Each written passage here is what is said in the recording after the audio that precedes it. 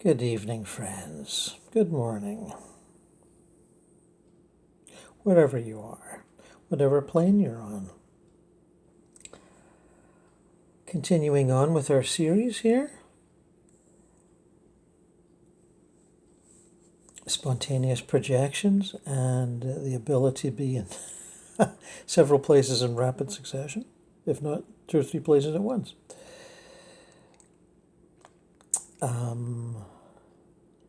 Some more examples. 1913, Elsa Barker started practicing automatic writing, and the spirit of Judge Hatch came through, and the book emerged called Letters from the Light, which has been in and out of print over the years and is currently now available from White Crow Books.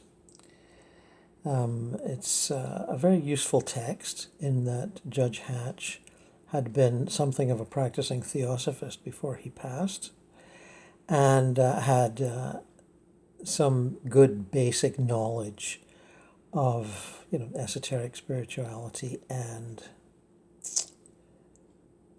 the basic conditions of the astral plane and reincarnation, I would think.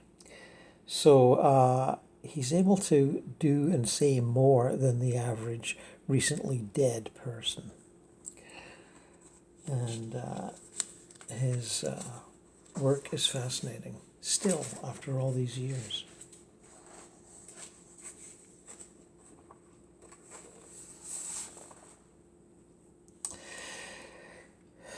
Here's one of his letters. He calls them letters, chapters in a book, essentially. With the guidance of the teacher, during the last few weeks, I have been going to and fro in the earth and walking up and down in it. You smile at the veiled reference.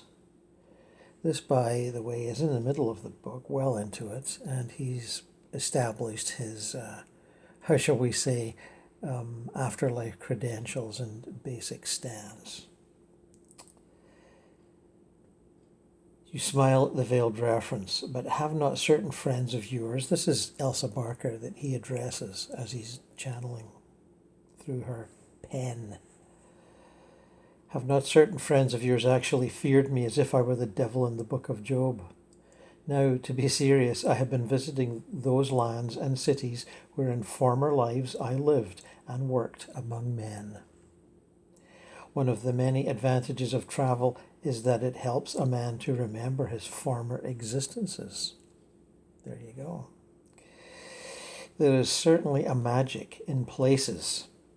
I have been in Egypt, in India, in Persia, in Spain, in Italy.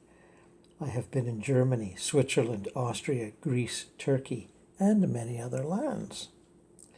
The Dardanelles were not closed to me recently when, by reason of the war, you could not have passed through. There are advantages to almost every condition, even my present one, for the law of compensation holds good. In certain lives of the past, I was a wide traveler. Now you may wonder how it is that I pass easily from this world to yours, seeing into both. But you must remember that your world and mine occupy the same space, that the plane of the Earth's surface is one of the lower and more material places of our world layer. Using the word plane as you would use the word layer. As I have said before, there are many places accessible to us, which lie at some distance above the Earth's surface. Mansions in the skies are more than figurative. I have only slightly to change my focus at any time to find myself in your world. That's what I'm doing, changing focus.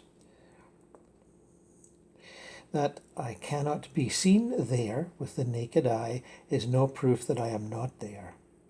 Without that change of focus, which is done through an action of will and by knowing the method, I might even be occupying the same space as something in your world and not know it.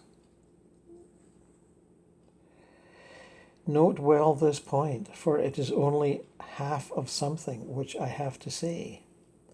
The other half is that you also may at any time be, so far as space is concerned, in the immediate neighborhood of interesting things in and our world, and not know that you are there.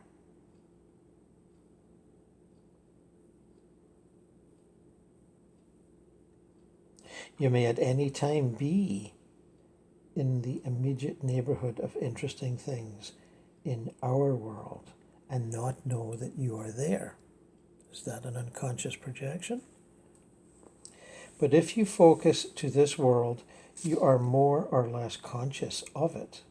So when I, knowing how focus in your world, I am there in consciousness. I am there in consciousness and can enjoy the varied sights of many cities, the changing aspects of many lands. When I first came out, I could not see my way about the earth very well, but now I can see better. I am not going to give you a formula to give to other people by which you or they could change focus at will and enter into relation with this world, because such knowledge at the present stage of human progress would do more harm than good. I merely state the fact and leave the application for those who have the curiosity and the ability to demonstrate it. You see that this is 110 years ago, by the way. So you see this in some of what I would call the old spiritualism, cautionary remarks about what they cannot say or what they shouldn't say because we're not ready for it. That's all changed. You don't see that much anymore, if at all. My object in writing these letters is primarily to convince a few persons to strengthen their certainty in the fact of immortality, or the survival of the soul after bodily change, which is called death. Many think they believe who are not certain. They think they believe because they are not certain. They believe whether they believe or not. If I can make my presence as a living and vital entity felt in these letters, it will have the effect of strengthening the belief of certain persons in the doctrine of immortality. This is a materialistic age, and yes, it still is, isn't it? A large percentage of men and women have no real interest in the life beyond the grave, but they will all have to come out here sooner or later, and perhaps a few will find the change easier, the journey less than formidable, by reason of what I shall have taught. It is not worthwhile. Is it not worthwhile? Is it not worth a little effort on your part as well as mine? Any person approaching the great change who shall seriously study these letters and lay their principles to heart, and who shall will to remember them after passing out, need not fear anything. We all fail in much that we undertake, but I hope I shall not fail in this. Do you not fail on your side? Do not. I could not do this work without you, nor could you do it without me. That is an answer to the question, to the supposition that I am not a subconscious mind, but your subconscious mind. I am not. I have been in Constantinople and have stood on the very room where I once had a remarkable experience, hundreds of years ago. I have seen the walls, I have touched them, I have read the etheric records of their history, and my own history in connection therewith. I have walked the rose gardens of Persia, and have smelled the flowers, the grandchildren hundreds of times removed, of those roses whose fragrance was an ecstasy me when, with watching the bulbul, I paced there in another form, and with intentions different to mine now. It was the perfume of the roses which made me remember. In Greece I have lived over the old days, before degeneration began.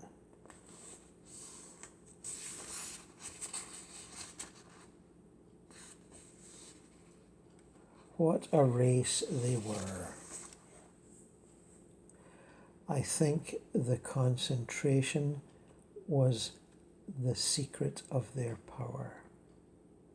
The ether around that peninsula is written over with their exploits, in the daring thought as well as daring action. The old etheric records are so vivid that they shine through the later writings. For you must know that what are called astral records lie layer against layer everywhere. We read one layer instead of another, either by affinity or by will. It is no more strange than that a man may go among the millions of volumes in the British Museum and select the one he wants. The most marvelous things are always simple of explanation, if one has the key to unlock their secret. There has been much nonsense written about vibration, but nevertheless truth lies thereabouts. Where there is so much smoke, there must be fire. In India, I have met with a yoga and yogis in meditation. Do you know why their peculiar way of breathing produces psychic results? No, you do not. Now let me tell you. By holding the breath long, a certain, shall I say, poison is produced in the body, which poison, acting on the psychic nature, changes the vibration.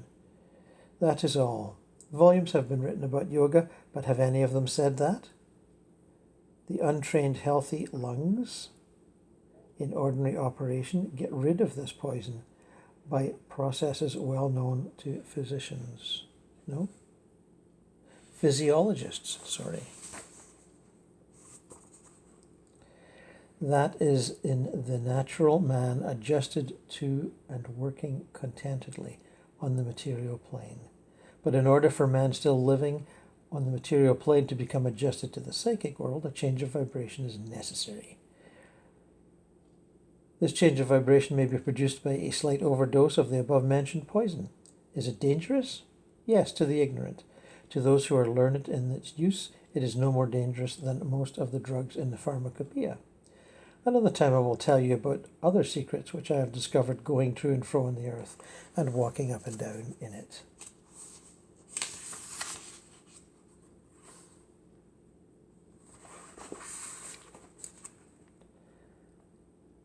I have stood at night on the roof of an oriental palace and watched the stars. You who can see into the invisible world by changing your focus can easily understand how I, by a reverse process, can see into the world of dense matter. Yes, it is the same thing, only turned the other way. I stood on the roof of an oriental palace and watched the stars.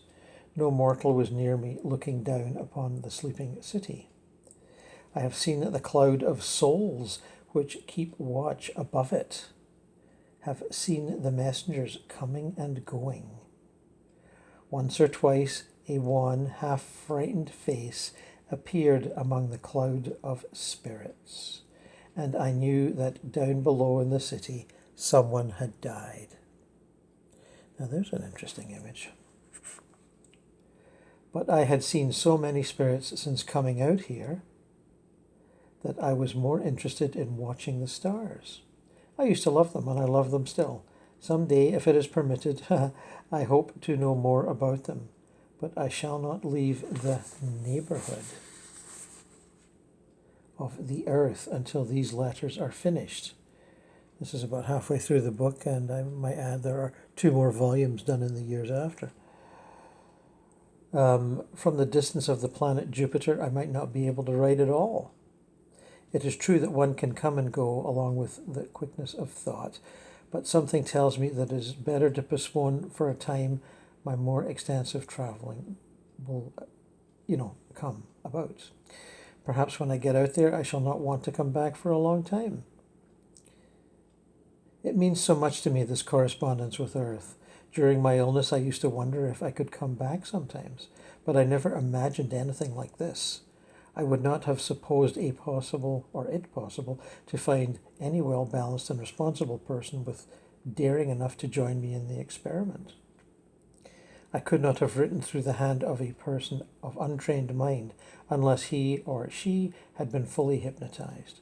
I could not have written through the hand of the average intellectual person because such persons cannot make themselves sufficiently passive.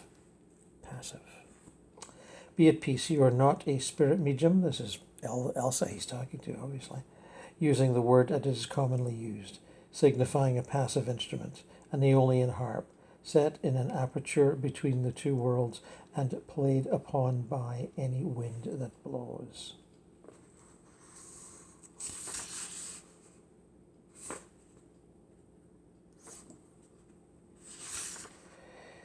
Except as illustrating the fact that it can be done. There is no great object in my telling you of the things I have seen in your world since coming to this other one. The next time you look out into this plane of life and see the wonderful landscapes and the people, remember that it is in a similar way that I look back at your plane of existence. It is interesting to live in the two worlds, going back and forth at will. I would agree with that. But when I go into yours, it is only as a visitor, and I shall never attempt to take a hand in its government. There is such a rigorous customs house on the frontier between the two worlds that the traveller back and forth cannot afford to carry anything with him, not even prejudice. If you should come out here with a determination to see only certain things, you might give a wrong value to what you would see. Many have come out here at death with that mental attitude, and so have learned little or nothing. It is to the traveller with an open mind who makes discoveries. I brought over with me only a few resolutions to preserve my identity. That's interesting.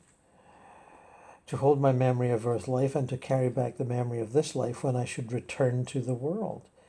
To see great teachers, to recover the memories of past incarnations, to lay the necessary foundation for a great earth life when I should go back next time. That sounds simple, does it not? Already I have done much besides, but if I had not borne these points in mind, I might have accomplished little. The only really sad thing about death is that the average man learns so little from it. Only my realization of the fact that the chain of events of Earth lives is relatively endless, and that it could keep me from regret that most persons make so little progress in each life. Could it keep me from regret? But I comfort myself with the assurance that there is no hurry, that the pearls in the chain of existence, though small, are all in their inevitable places, and that chain is a circle, the symbol of eternity. And it seems to me, with my still finite view, that most men on this side waste their lives even though as they do on your side. This shows how far I am yet from the ideal knowledge.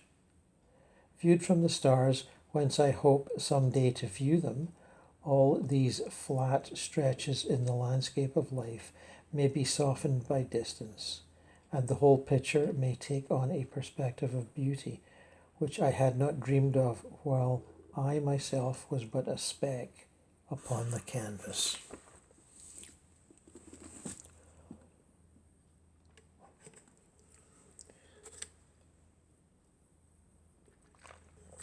Letters from the Light. Automatically written by the hand of Elsa Barca around 1912, 1913.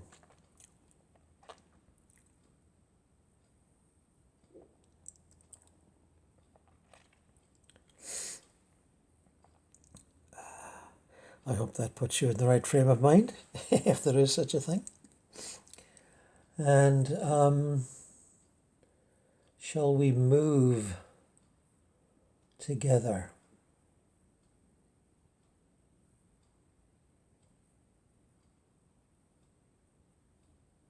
Why not? I said.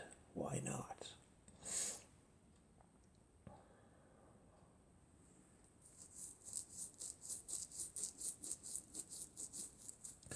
Come with me and join the fun.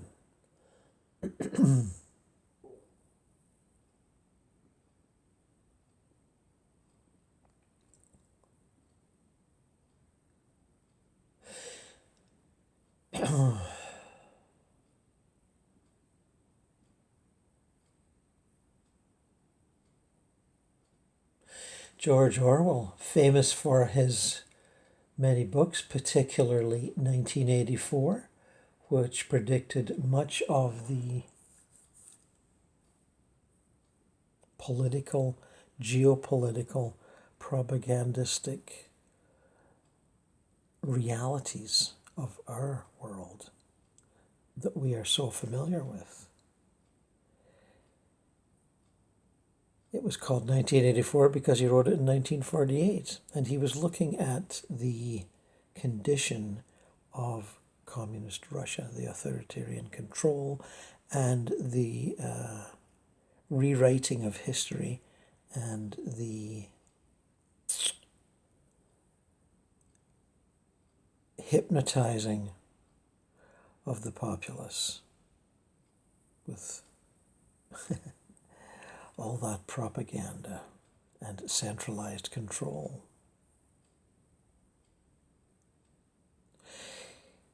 I'm sitting with him now. I projected because I suspected that it had been arranged ahead of time, and he's nodding and smiling.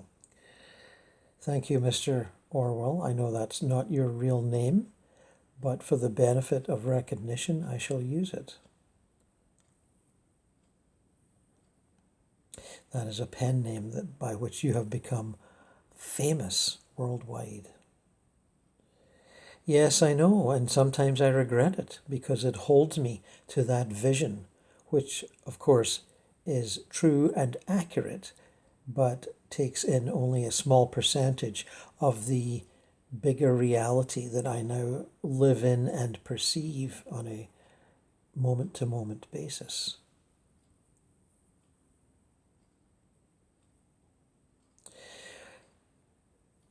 Does it, Mr. Orwell, does it depress you to look at our world and see how accurately you predicted how governments would evolve using media and persuasive, fraudulent arguments to control the populace? It's inevitable. He's saying it's inevitable. They had started with newspapers, radio, particularly, to put across their fake news. I know you like that phrase, fake news. You are surrounded by it. But we were influenced greatly by it in my day too. And not just because of the necessities of war. Even in the 20s and 30s, when war seemed to recede from our consciousness as we coped with other issues, it was still there.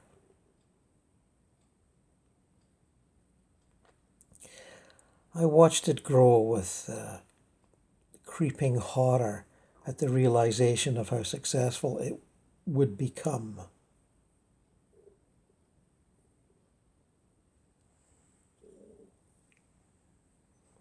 And now, as I peer into your world, and have done for quite some time, the horror of the success in many countries of the suppression of free thought and free movement,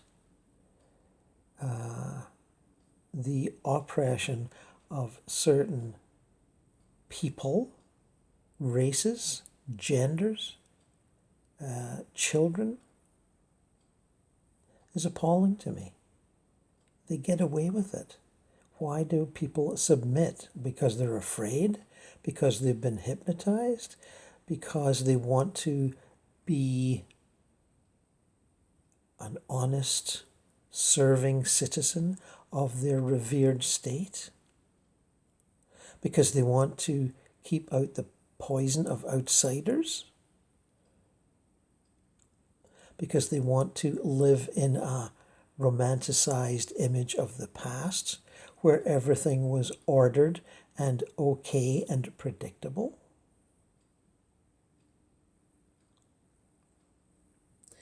It would seem to me they do.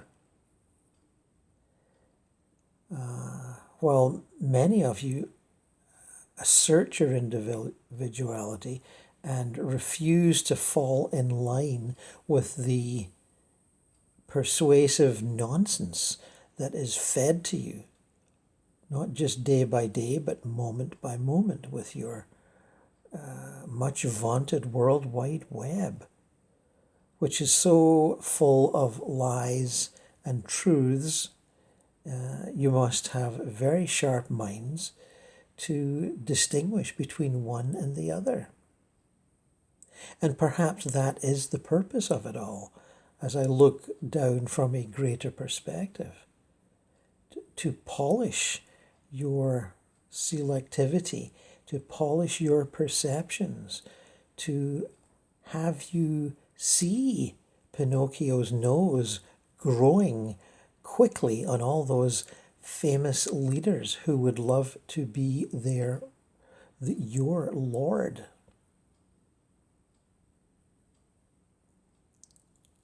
Perhaps that is the purpose, to make you more selectively intelligent and to know the nonsense when it is being uttered, the bullshit, as you all like to say.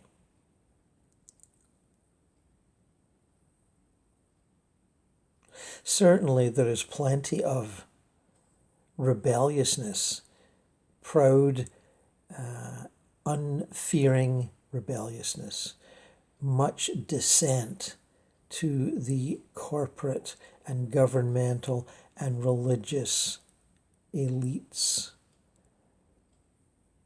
propaganda.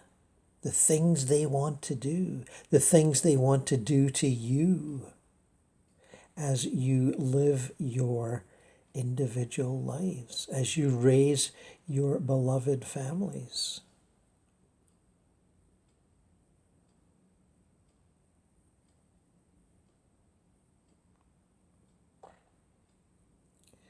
I was much cheered when here of the perception as I looked about, when I recovered my own stability here in spirit and saw who I really was instead of who I thought I was, the younger generations that would refuse to go to war, that would not fall in line. I was much cheered by that. There's a phrase that was used that I recall that I thought was wonderful. What if they gave a war and nobody came?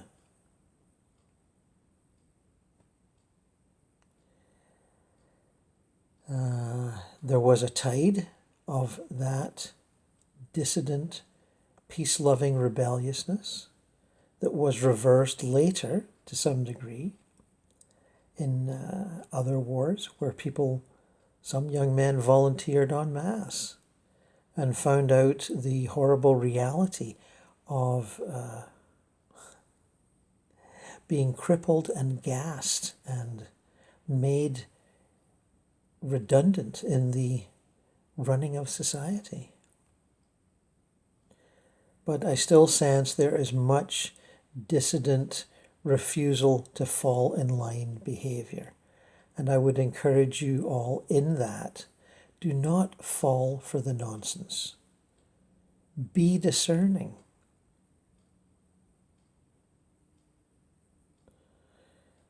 Thank you, Mr. Orwell. It's wonderful to touch base with you. And your foresight was and is remarkable. You saw things that others didn't. And you are still a leading light in, I would say, political and to some degree philosophical thinking. Many people consult your work on a regular basis. I hope they can see just a little bit of your wider perspective now that you know you're more than Mr. Orwell. I take it you've done some examining of that? Yes, I have. Yes, I have. I have been shown things and then I explored for myself. The great beauty of the many dimensions of the what some of you would call the Creator's master plan, but I would call now the universe endlessly manifesting itself in greater and greater detail. Once one allows the great complexity of that into one's heart and mind, one becomes much, much fuller and more resonant with perceptions. So many perceptions that one shudders at uttering one over another. Why make one idea more important than the many other wonderful ideas? That's how I feel now, even as I look down into your world and see leaders of governments, corporations, and media and religion wanting to impress their one idea upon you. Because, as you know, it aids in profit making and social control. It makes their jobs easier. It makes their wealth greater. It doesn't do that much for you, but they somehow manage to make you think that it does. But I see many of you refusing that deceptive set of gifts. And I am much heartened by that. And I'm much heartened by the fact that you would consult me as a political figure in the culture. I'm not consulted nearly as often as religious or philosophical figures, those who have made their name in that. And I do feel I have something to offer, although sometimes I would like to counteract some of what I wrote. But it's so embedded itself in the psyche of modern man that I'm afraid it's too late. Still, we learn as we go along. In my next life, perhaps I will... right now it feels like it's just going to be very humble. I'm not exactly sure, but humility and privacy seem much more attractive to me now as I look down at the possibilities.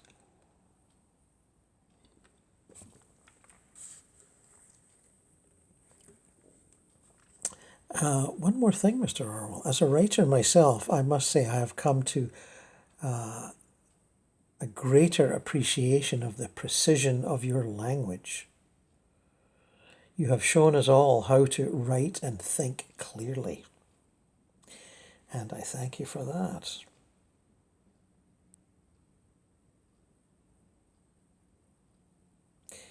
And perhaps we can consult again sometime. It's very gracious of you to make time for me.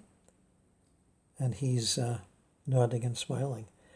And let me just remind you, Mr. Orwell, I will be putting this on the internet where people in any land can watch and see and think over your points. Such is the immediacy of modern media, which I think you understand. But believe me, it's really quite something to experience. Thank you again. Well, wasn't that nice? Of course, he didn't look the least bit like the George Orwell that you think you know, the tall, thin, gaunt guy.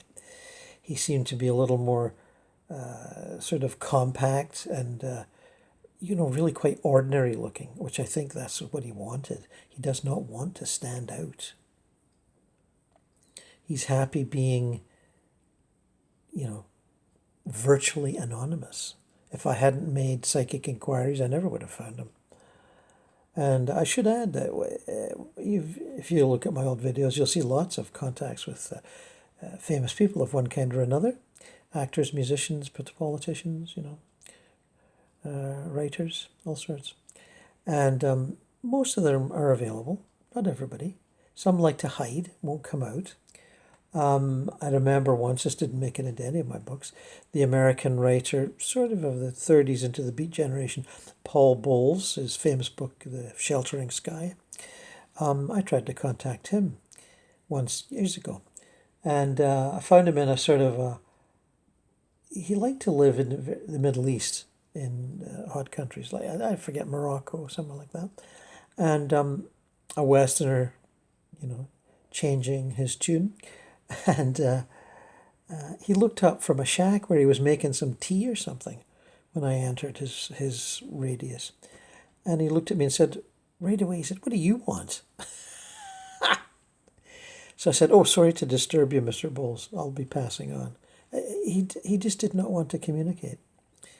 And just as a small example, he's entitled to his privacy. I can show up, but I'm not going to bully people. Although I did have a little go at Mr. Epstein, because, he deserves it. That's why. But, there's the odd occasion where I approach someone and a guide will say, "No, Gordon, you can't get them. They want to be anonymous. They want to hide. They want to be a little hermit for a while." So that is something I respect. And but mostly people are quite chatty and quite keen to tell you about their wonderful new life, because most of them are surprised to heck about how much fun it is. They had no idea. They kind of thought, well, yeah, I guess there's an afterlife after all. I wonder what it's like. And, the various religious denominations are secretly hoping that the other religious denomination isn't running things, And what you mean, there's Hindus in heaven? Or what, there's Catholics as well? Oh my God. So, there's all that silliness. And as I've said and written before, the afterlife is for everyone. And all you have to do to get there is die. There's no special requirements. Much as many religions would insist, there are no special requirements. As far as I'm concerned, as a kind of a fearless, multidimensional traveler, a spirit unchained from identifications, they're all nonsense, every last one of them. They come from a place of ignorance and try to make rules around their fear that you'll discover that they're ignorant. They've been doing it for hundreds, thousands of years. The connection to the divine in our dense, low vibration reality on Earth was set up to be difficult. It was set up to be very challenging. And in that challenge of ignorance, people made up, people that thought they were, pressing ahead leaders in thought, made up a lot of nonsense. And we all lived by it in various cultures as we proceeded through. And the liberating understanding of the individual connecting without any help to the divine and realizing their immortality was a very rare thing. And religions realized that if they could suppress that, they could sustain themselves. Their sustaining of themselves in status and wealth and power and influence is dependent upon them spreading the propagandistic nonsense that they have to be there, that they are part of the chain of command, that they are the chain of command. They're not. It's between you and the God consciousness, if I may call it that, if you're comfortable with that phrase. You can move there anytime you want. You can realize your inner divinity. in meditation, in prayer, in walking through the forest, in swimming on the sea, in many activities. You need to, well, you don't need to do anything. You can do it, and I recommend it. So long for now.